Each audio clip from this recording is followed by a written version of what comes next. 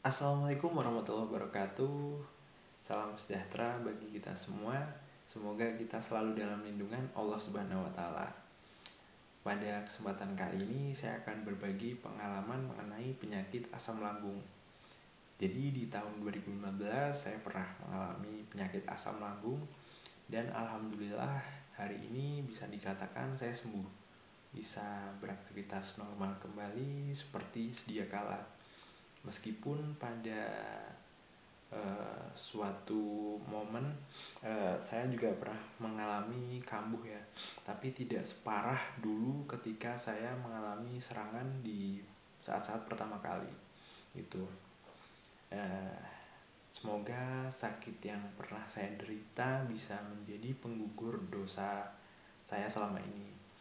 Kemudian juga bagi teman-teman yang saat ini sedang sakit, baik sakit asam lambung atau sakit apapun itu, semoga dosa-dosanya diampuni Allah Subhanahu wa taala dan sakitnya lekas disembuhkan. Amin. Oke, apa sih penyakit asam lambung itu? Jadi banyak penjelasan ya dari medis mengenai apa itu penyakit asam lambung. Jadi saya tidak akan menjelaskan apa itu penyakit asam lambung di sini. Jadi teman-teman bisa mencari sendiri definisinya. Yang jelas penyakit asam lambung adalah penyakit yang berkaitan dengan lambung kita dan pencernaan kita. Tuh. Kemudian apa sih penyebabnya? Kalau sepengalaman saya sendiri ya, sepengalaman saya pribadi, pola hidup yang kurang sehat dan stres yang terakumulasi menjadi dua pemicu utama penyakit asam lambung. Jadi dulu saya pernah menerapkan pola hidup yang kurang sehat. Entah disadari atau tidak disadari, saya melakukan itu.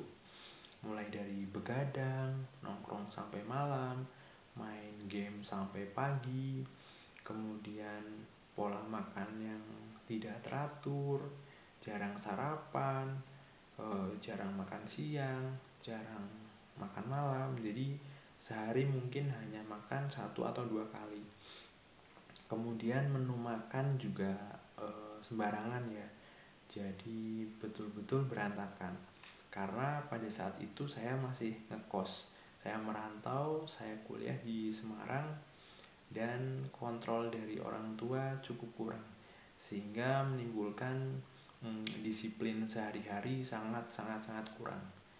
Nah, kemudian saya juga jarang berolahraga, jarang bergerak, bisa dikatakan pemalas. Gerak sedikit malas, mau ini malas, mau itu malas gitu. Kemudian stres yang terakumulasi. Jadi saya juga termasuk orang yang overthinker, pemikir berat. Jadi hal-hal yang sepele itu saya pikir dengan berlebihan. Nah, itu ternyata hal yang buruk. Jadi teman-teman jangan mencontoh hal-hal yang seperti itu. Kalau ada masalah, baik masalah kecil atau masalah besar, sebaiknya dicari jalan keluarnya. Jangan terfokus pada masalah yang kita alami itu. Jadi lama-lama akan terakumulasi dan menyebabkan sakit atau penyakit di dalam diri kita itu. Saya sendiri termasuk orang yang overthinker, apalagi pada saat terserang penyakit asam lambung pertama kali itu saya kondisi badan drop, kecapean dan stres yang berlebihan. Karena pada saat itu saya sedang menjalani praktik lapangan ya. Saya kuliah, saya mengajar di sebuah sekolah dasar negeri di Semarang.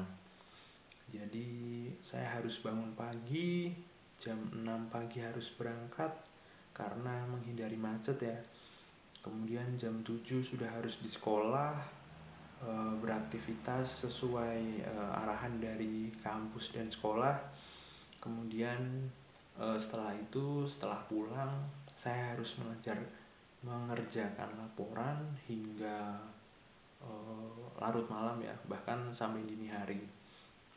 Jadi nggak cuma laporan, tapi harus mengerjakan RPP dan perangkat pembelajaran.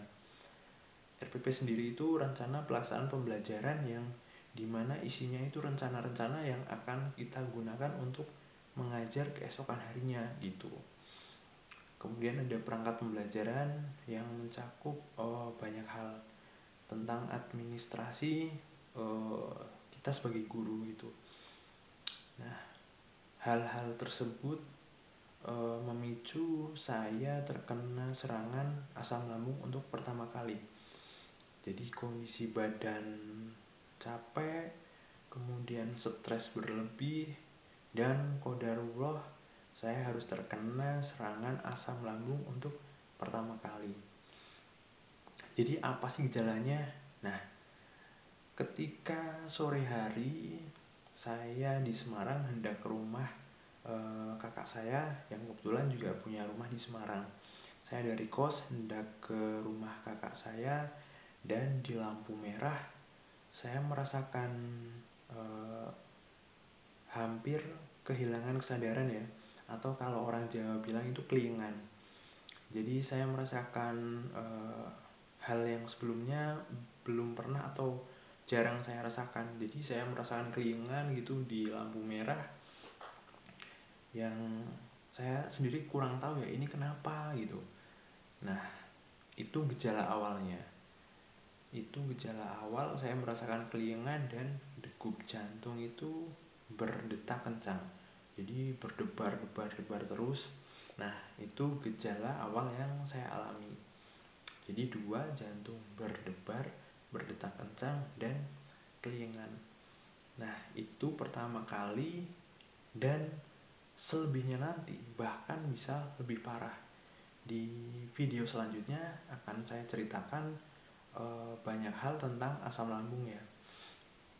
Oh iya, terakhir ini yang memperparah keadaan saya adalah self diagnosis.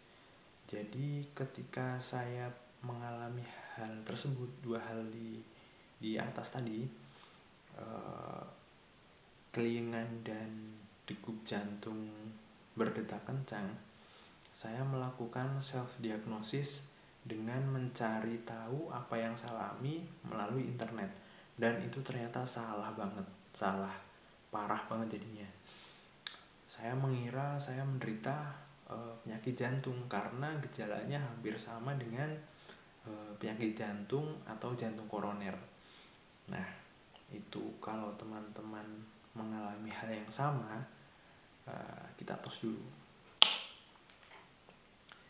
Jadi self diagnosis itu sangat-sangat tidak dianjurkan ya, bahkan dilarang ketika kita mengalami suatu penyakit. Lebih baik pergi ke dokter biar diobservasi lebih lanjut, penanganannya tepat, dan bisa disembuhkan segera. Meskipun ya, ketika saya mengalami serangan asam lambung, saya dibawa ke rumah sakit, pada akhirnya juga pada awalnya tidak ditemukan penyakit apapun.